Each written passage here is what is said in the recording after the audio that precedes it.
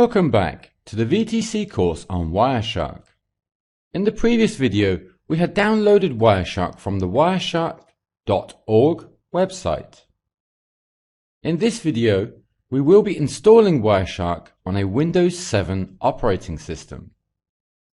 We begin the installation simply by double-clicking the Wireshark executable which we had downloaded in the previous video.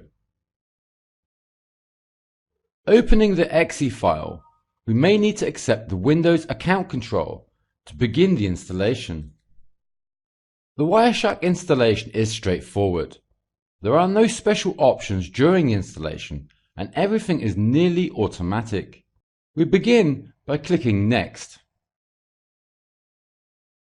We then need to accept the standard GPL license agreement by clicking I agree.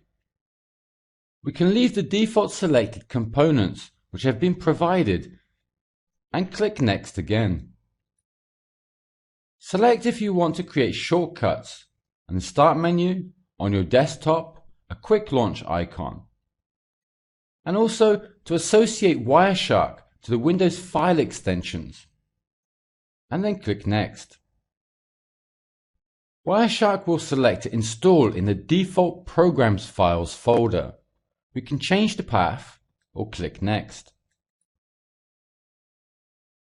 WinPCAP is an important component of Wireshark and should be selected for installation if not already available on your system. I will go ahead and install for this video. Wireshark will start installing and then present the WinPCAP installation window. Click through on Next and then I agree, ensuring all options are selected during the installation.